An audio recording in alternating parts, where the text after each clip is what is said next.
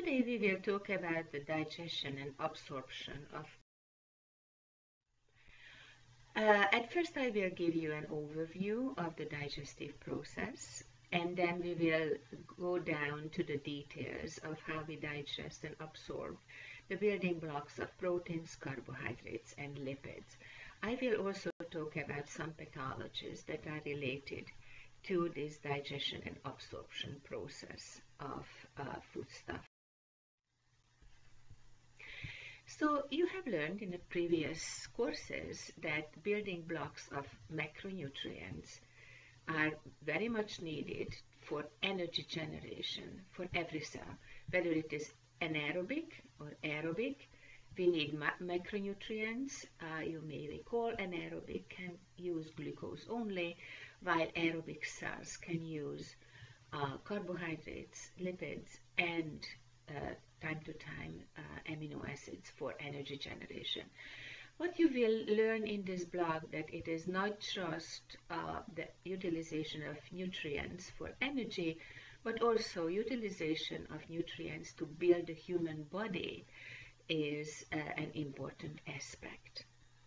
So the function of the alimentary canal and the digestive system is all boils down to digesting the complex macromolecules that come from food to building blocks. Building blocks are amino acids from proteins, monosaccharides like glucose or galactose from complex carbohydrates, and monoglycerides, fatty acids, cholesterol, and so on from the many different kinds of lipids that we take with food. These simple molecules will be absorbed by the mucosal cells, the enterocytes, and they are transported to the blood, where it circulates until the cells can take them up and utilize it for their purposes. So what we have here is a graph or a figure that we will use over and over when we talk about carbohydrate metabolism, lipid metabolism, and amino acid metabolism. You already learned about the common energy generating pathways, and we will now hone down to what else we can do with monosaccharides that enter the metabolic process, what we can do with the different kinds of lipid components, and here is fatty acids, which we focus on, and what we can do with the amino acids that are derivatives of proteins that are coming from the food stuff. So what do we have? We have the gastrointestinal or GI tract. It is not just the alimentary canal with its own special segments and specialized cells, but there are other players that are absolutely crucial for the digestion and absorption of foodstuff. So different organs and specialized glands contribute. Special enzymes and other biomolecules need to be secreted to the GI tract, and surface epithelia is playing a role in finishing up the digestion and the absorptive process. Now, you will learn about these organs and glands from histology and partially from physiology. This is a reminder of the function of these glands and organs in the digestive process. So we need saliva. The salivary gland will produce fluid, and digestion actually starts there. Then the stomach that produces acid and also digestive proteinases. The pancreas, which produces sodium bicarbonate and the vast amount of digestive enzymes. Liver and gallbladder, which produces and stores and then releases bile acid, which is absolutely crucial for lipid digestion. And the small intestine, large intestine, so majorly the alimentary canal. In the small intestine, the majority of the food digestion will take place, also the absorption of nutrients and some electrolytes, and large intestine, It's also important to save back electrolytes and water for us. So if you compare, if you look at this figure and you see the alimentary canal and the GI tract starting in the mouse, ending in the colon, you see that we have some mechanical aspects and a lot of biochemical aspects of the digestive process. The mechanical process is actually important, which is chewing in the mouth, churning of the stomach, peristalsis of the intestinal system to push the food down from where we take it down to utilize it, digest it, utilize it, and then get rid of the leftover. The biochemical aspect that I will focus on today, so as I mentioned, some digestion is taking place in the mouth, some in the stomach, but the majority of the digestive process is taken place in the small intestine. This is where the absorption will also take place. So you see the salivary gland, you see the liver and gallbladder and the pancreas that also plays very important roles to aid the digestive process. How do we regulate the digestion? How do we regulate the secretion of the important molecules so that stomach would not release acid all the time and the pancreas would not secrete digestive enzymes all the time? So majorly it is down to and it is only showing you the amino acid protein products, but partially digested food, which is actually coming from the mouth to the stomach, sends the signal to the stomach to release the acid, and then partially digested food coming from the stomach sends the signal to the intestinal endocrine cells to start releasing important hormones, hormone-like molecules. One is secretin and the other is cholecystokinin, which then will send the signal to the pancreas and will send the signal to the intestinal mucosal cells. So what happens here is cholecystokinin and secretin signals to the pancreas. Secretin signal is starting the bicarbonate secretion by the ductal epithelial cells, and cholecystokinin is actually acting on the acinar cells of the pancreas to stimulate the release of digestive enzymes. So majorly the small intestine is getting ready to accept the partially digested food. Now, why it is important that cholecystokinin also sends a signal for the mucosal cells? Because, as you will learn in a couple of minutes, intestinal mucosal cells are not just absorbing digested food, but actually there are digestive enzymes on the surface of the mucosal cells that finish the digestion of a couple of partially digested food molecules. Let us see at first the proteins. So in this figure I labeled for you where protein digestion is taking place and what additional organs are participating in the digestive process. So the first organ, part of the GI tract where proteins start to be digested, is the stomach. The stomach has an acidic pH, and there is one proteinase which is called pepsin, which is actually produced in a form of proenzyme pepsinogen, and it is activated in the stomach that will start to digest proteins. Large peptides and some amino acids are produced, and these large peptides and oligopeptides will send a signal again to the intestinal endocrine cells for the secretion of cholecystokinin and secretin. So when a pancreas starts to produce digestive enzymes and of course also bicarbonate, then it makes the small intestine ready to digest the proteins. Now let me stop for a second. Why do we need bicarbonate? It's actually very important. So the stomach has an acidic pH. It precipitates proteins and it makes them available for pepsin attack. Pepsin is an enzyme which pH optimum is in the acidic milieu. Now, this partially digested protein with the acid will go to the small intestine. However, the pancreatic enzymes work at a neutral pH. It is about pH 8.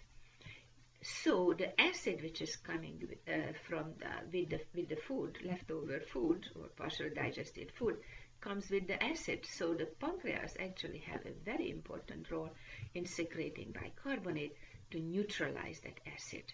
Otherwise, this digestive enzyme would not work in the small intestine. So when your stomach is overproducing acids, or the pancreas cannot or is not able to produce enough bicarbonate, the pH of the small intestine will be lower, which means that the digestive enzymes will not work optimally.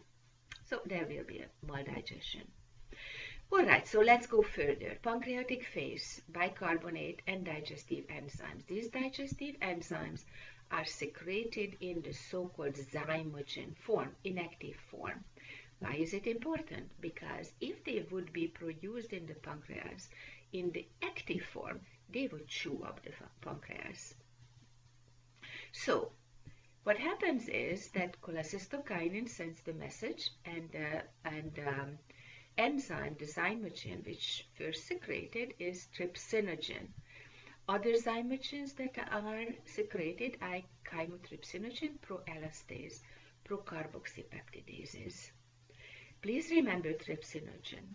This needs to be activated to trypsin before any of the further activation can continue. What is the enzyme which will activate trypsin? It's actually the enzyme is secreted by the intestinal mucosal cells, and it is called enteropeptidase. CKK sends the signal to the mucosal cells they release enteropeptidase. Enteropeptidase activates trypsinogen to trypsin, and then trypsin can activate itself, and it can activate all the other proteinase proenzymes. So what do we have? Trypsin, chymotrypsin, elastase, and carboxypeptidase A and B. Why do we need so many? Because proteins are complex and the peptide bonds are specific between two amino acid residues. So depending on the specificity of these enzymes, one or the other peptide bond can be hydrolyzed. If we want to produce amino acids, we need to have a lot of different enzymes with different specificities. So the intestinal phase is majorly the activation of the zymogens, which is a cascade, which means that one molecule can activate another 100, and that other 100 can activate another 100.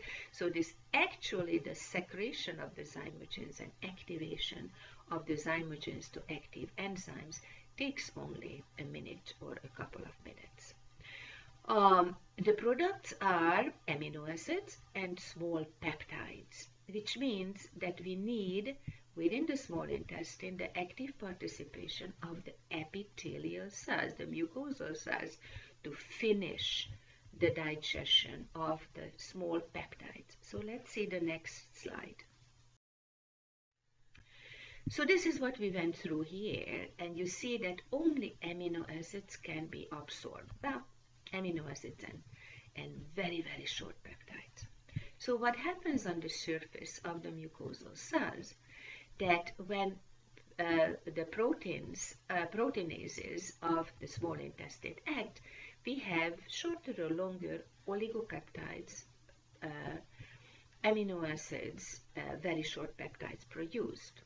So there is a cell surface enzyme, an amino oligopeptidase, that can digest a 3 to 8 amino acid long peptide residue to shorter residues.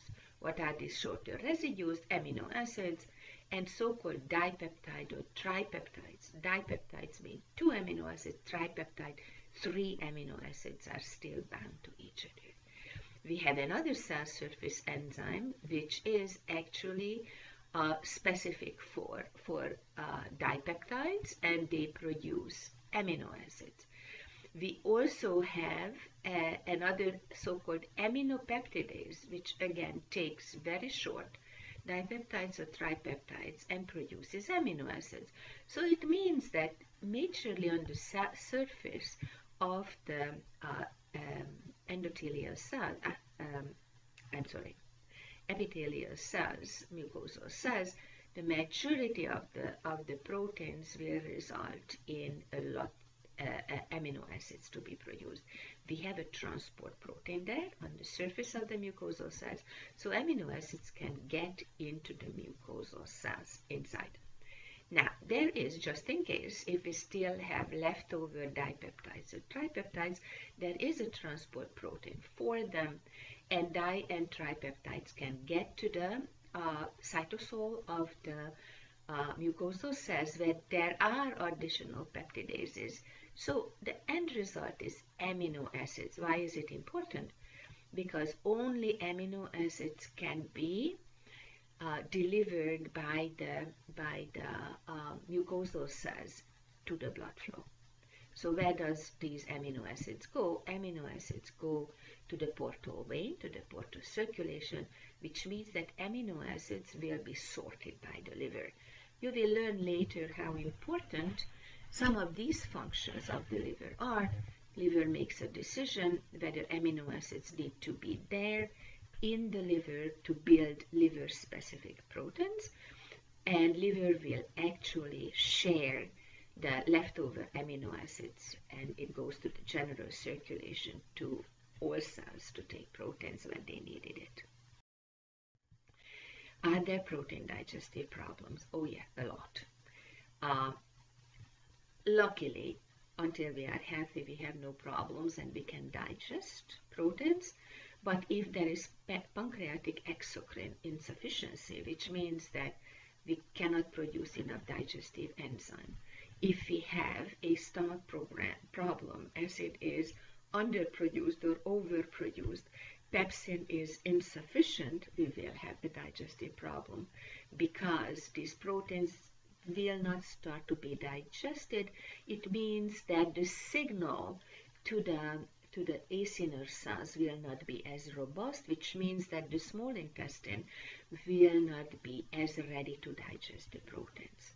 So chronic pancreatitis, cystic fibrosis, dissection of the pancreas, removal of the pancreas, pepsin insufficiency, stomach acid under or overproduction are all reasons for seeing undigested proteins or large peptides in the feces.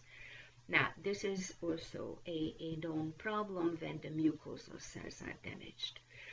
A large variety of intestinal diseases are contributing to this particular reason of malnutrition. It can be drug effects or some toxins that we take up with food, but also immune response that can taper down the mucosal cell surfaces, and the digestion and absorption cannot be completed. Now, temporary disorder can result from severe diarrhea. Severe diarrhea, the food is going faster through the digestive tract, so even if there is no other problem in the GI system, just this fast track out of the food will influence how much food we can digest and absorb.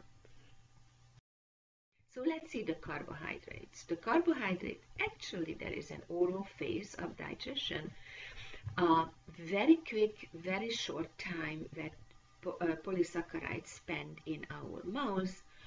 These polysaccharides, especially glycogen and starch, the storage form of glucose, start to be digested by so-called alpha amylase. Alpha amylase will produce disaccharides, trisaccharides, oligosaccharides. So two glucose, 3 glucose, or a couple of glucose shorter fragments will be produced. Now, after the oral phase, nothing happens in the stomach with the carbs, but then the majority of the digestion will take place in the small intestine. So the pancreatic phase means that the pancreas will secrete alpha amylase. Now, you see that there is alpha amylase in the saliva, and there is alpha amylase again secreted by the pancreas. The same enzyme twice. Why do we need it? There are two reasons for that. One, alpha amylase in the saliva starts to chop off glycogen and starch, but it is a very short exposure, so the majority of glycogen and starch will not be digested, even partially digested in the mouse. So we need more of the same enzyme to target glycogen and starch and cleave these polysaccharides to smaller units. The second purpose is actually a physical purpose. Alpha amylase is a protein. When it gets to the low pH of the stomach, alpha amylase dies, precipitates, and gets out of work. So we need the pancreas to secrete into the small intestine alpha amylase again, because we have none which is coming through the stomach. So in the intestinal phase, the majority of the digestion is done by alpha amylase, and we have glucose and di and trisaccharides. Again, we need the endothelial cells to finish the digestion, because only monosaccharides can be taken up. So on the surface of the mucosal cells, we have so-called alpha glucosidases, and they will finish the digestion. Now, I did not mention to you until now, but it is not just polysaccharide, glycogen, and starch which we take. We take disaccharides too. We take table sugar, we take lactose. Both of them are disaccharides, so the digestion of the disaccharides are not done by the alpha amylase, but it's done by the cell surface enzymes. Let's see the next figure. This is the figure that shows you that we are taking starch, glycogen, lactose, sucrose, cellulose, so table sugar, milk sugar, and we go through the digestive process, and we end up with disaccharides mainly. So we need maltase, isomaltase, lactase, and sucrase to produce monosaccharides. So these are the enzymes here. These are disaccharides. The targets of them are disaccharides, and we are producing monosaccharides from them. So lactose is glucose and galactose, sucrose is galactose and fructose, lactase and sucrase will digest those disaccharides. Maltose and isomaltose comes from starch and glycogen, and then alpha glucosidase is maltase and isomaltase will produce glucose. Now, the monosaccharides are here. They cannot go through the cell membrane. They are polar. So we need transport systems on the surface of the enterocytes. We need it on the luminal surface, and we need it on the capillary surface too. So how do we absorb these monosaccharides? There are two systems. One is the so-called SGLT1, sodium glucose transporter 1, which we call active transport, and it is able to take glucose and galactose across the luminal surface of the enterocytes, that membrane. We have another transport protein which we call GLUT5 or glucose transporter 5, which is specific to glucose. There is another glucose transporter, GLUT2, which is actually localized on the capillary surface of the mucosal cells, and it takes all kinds of monosaccharides and pushes them out to the portal circulation. Again, these particular monosaccharides go at first to the liver, and then the liver makes a decision of what to share and what to keep back. Now, let's go back to these transport systems. So we called SGLT1 active transport, and GLUT5 and GLUT2 facilitated transport. What is the difference between the two? Active transport need ATP energy investment. Now, if you look at the SGLT1 transporter, it actually does not use ATP on the luminous surface. So where is the ATP? When galactose and glucose are taken, galactose or glucose are taken by SGLT1, 2 sodium ions per monosaccharides are taken to the inside of the enterocytes. The cytosol is getting very rich in sodium, so we need a sodium-potassium ATPase, a pump, which will pump out sodium, replaces it with potassium, and this is what uses ATP. Now, you already learned about the sodium-potassium ATPase, but please remember, without this ATPase pumping out sodium, SGLT cannot work.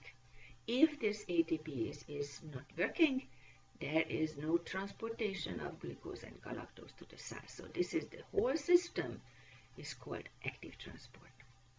GLUT5, GLUT2, the two glucose transporters are so-called facilitated transporters, which means that they are proteins that sit on the surface of the mucosal cells. They take the specific monosaccharide, they change conformation, and this conformational change will push the monosaccharides to the cytosol. Does it need energy? Yes, it needs some energy, not an ATP energy, but this energy can be taken from the environment. Okay, please remember SGLT1, active transport, galactose and glucose, GLUT5, fructose specific, and on the other side, GLUT2 can take all the three monocyte, even other monosaccharides, and it helped them to go to the capillaries and go to the portal circulation. Digestive problems. Do we have some? Oh yes, we do know a couple of carbohydrate digestive problems. It's very true, pancreatic exocrine insufficiency, even when we go back to dry mouth syndrome, that also can cause just a tiny little problem. But pancreatic exocrine insufficiency, because alpha amylase is secreted by the pancreas, mucosal cell damage, disorder temporarily by diarrhea, is very similar to what you learned at the protein digestive problems.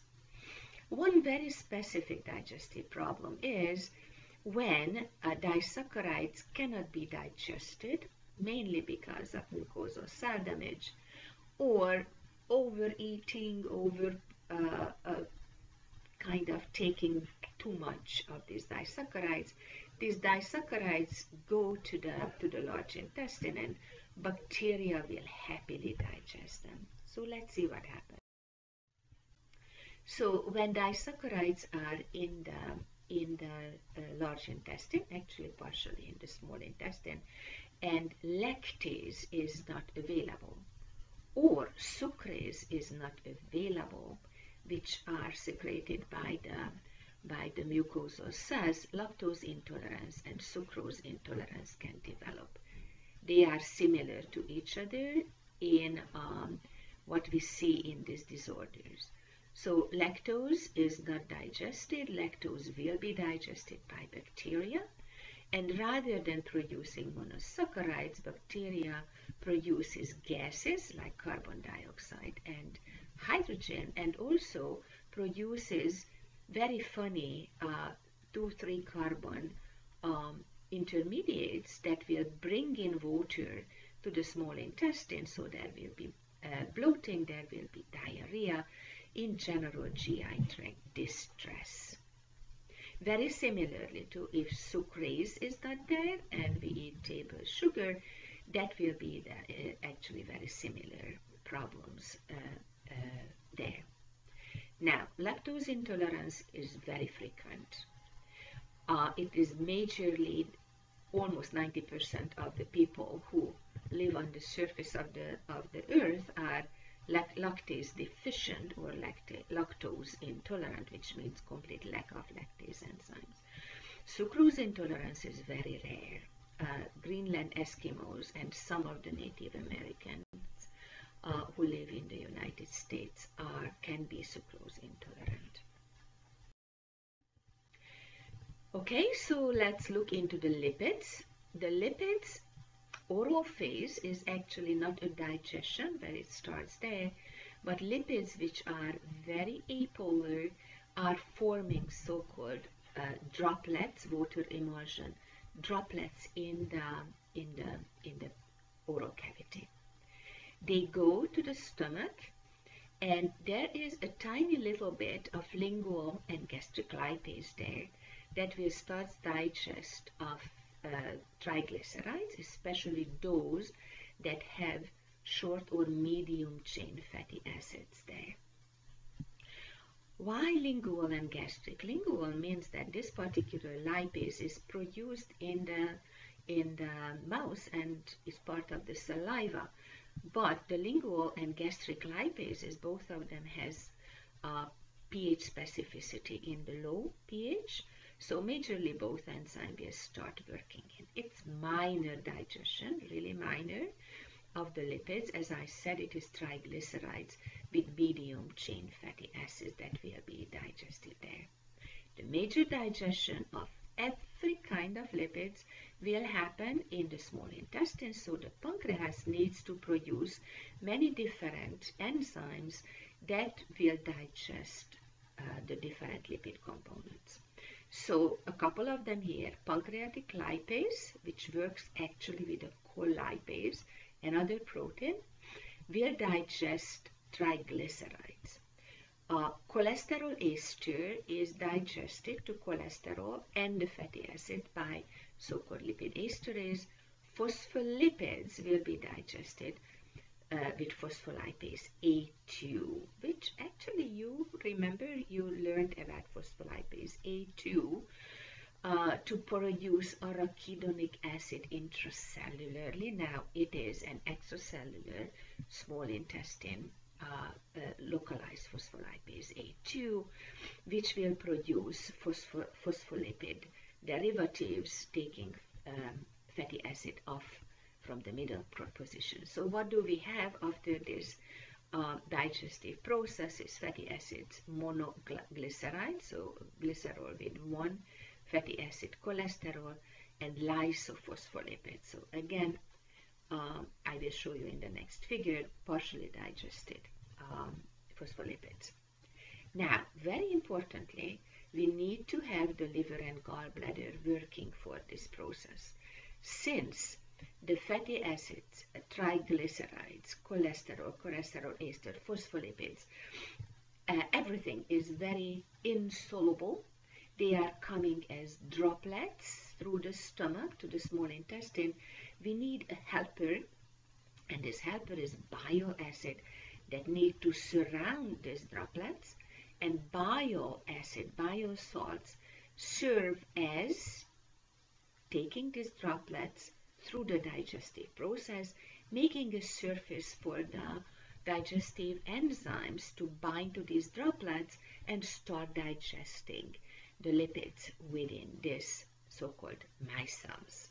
So we call it mixed micelle, which means that everything that we eat will be lipid components, of course, will be in this mixed micelle, surrounded by bile and letting the digestive enzymes to start digesting the lipid components.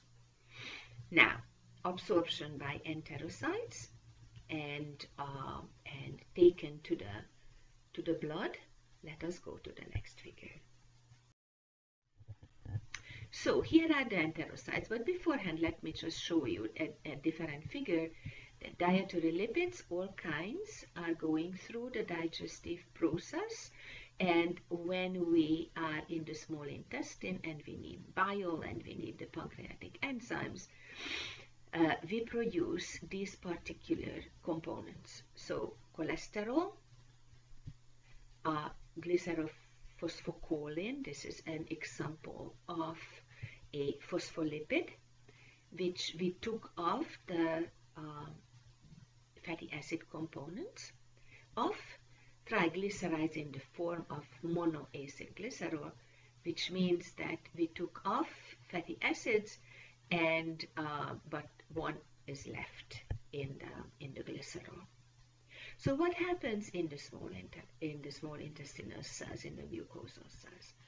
Although these products are mainly hydrophobic and they should be able to cross the membrane, there are helpers, and one is, which is listed here, the so-called FATP4 transporter for long-chain fatty acids, and NPC1L1 for cholesterol, which is a channel. They still need little help to push these lipid components to the inside of the mucosal cells. Within the mucosal cells, triglycerides are reformed, cholesterol ester is reformed, and phosphoglycerides are mainly reformed. And we produce the chylomicrons. You may recall from the previous your previous studies, chylomicrons are lipoprotein particles that will encapsulate all lipid components that come from food sources. These chylomicrons are huge, very apolar in the inside, and phospholipids are on the side with specific proteins. You may recall apoprotein B48. They cannot go to the portal circulation. They are actually going first into the lymphatic system, and from the lymphatic system they go to general circulation. What does it mean? The liver has no say in determining what will happen to these lipid components, because they go to the general circulation and are available for every cell that can take components of chylomicrons. Do we have lipid digestive problems? Of course we do. Again, you see pancreatic exocrine insufficiency or deficiency. Those enzymes are very important. Lipase with the colipase and the cholesterol esterase, etc. Mucosal cell damage definitely will influence the absorptive process. We don't have digestive enzymes for lipids on the surface of the mucosal cells. And severe diarrhea, of course, there will be a problem with that. But bile insufficiency, liver problem, not to produce enough bile, gallbladder problem, not being able to push out enough bile, will participate big time in problems of maldigestion of lipids. We call these problems commonly steatorrhea, which means increased lipid in the feces. So what will you see? It is actually floating stool when undigested lipids go to the feces in large concentration, large amount. So this is the digestion of macronutrients. I just wanted to put a note here about micronutrients. Micronutrients, vitamins and minerals, you learned about it in your nutrition studies. We need special transporters to take them and guide them through the alimentary canal and help them to be absorbed by the mucosal cells. Water-soluble vitamins go to the portal circulation. They also need in the blood special transporters to be transported to the liver, and from the liver to the target cells. And we have chylomicron there in the mucosal cells that will encapsulate the lipid-soluble vitamins. So lipid-soluble vitamins are going through the lymphatics to the general circulation. As you already learned partially about it, and you will learn even more, vitamin deficiencies are very serious. I wanted to take a special note of vitamin B12 because the other vitamins are not going through any digestive tract modification, but vitamin B12 does. Not actually the vitamin, but how it goes through the digestive tract. there are specific transport proteins and specific events there. So what happens to vitamin B12? It binds to a transport protein, which we call R protein, in the mouse. Why do we need that? This R protein needs to be saving vitamin B12 when it goes from the mouse to the stomach, to that acidic environment. It guides it to the small intestine. In the small intestine, there is a switch between proteins. The R protein is hydrolyzed by proteinases, which are secreted by the pancreas, but there is a so-called intrinsic factor which is coming from the stomach, secreted by the gastric parietal cells that will bind to B12. This intrinsic factor is absolutely crucial for the absorption of vitamin B12 and the delivery to the portal circulation. Malabsorption of vitamin B12 is known, whether it is due to lack of R protein or digestion of R protein or lack of intrinsic factor or pancreatic insufficiency to be able to digest R protein, or a bacterial overgrowth which actually will consume vitamin B12, or the shortness of the ileum where the vitamin B12 intrinsic factor complex is absorbed. There are a lot of places where something can go wrong. So there is a specific test which you will learn a little bit later, the Schilling test, that will actually help you identify what the problem is when you see vitamin B12 deficiency. You remember macrocytic anemia is one of the signs of vitamin B12 deficiency. Just a short note, transportation of nutrients in the blood. There are solutes like glucose, water soluble, can go anywhere in the blood without any problem. Transport proteins for those that need transportations like vitamins and minerals. Lipoproteins for everything which is lipid soluble should be should happen in the blood so that these nutrients can reach target cells. And then what you learn later in this course, transporters, channels, passive or active transport needs to happen in the cell surface of the target cells to be able to take up the nutrients. So as a summary, what you need to remember from this lecture is nutrients supply energy and building blocks for every cell of ours and tissue of ours. So we need to digest these particular complex molecules because we cannot absorb, mucosal cells cannot absorb anything else but these building blocks. The digestion starts in the mouth, only glycogen and starch, continues in the stomach, proteins only by pepsin, and finalized in the small intestine, where pancreatic enzymes, cell surface enzymes, and other helper molecules, like for the lipids, the BIOCH, are important to be there for this process. Hormones, enzymes, BIOCH are needed to help the digestive process. Please know the details of this one too.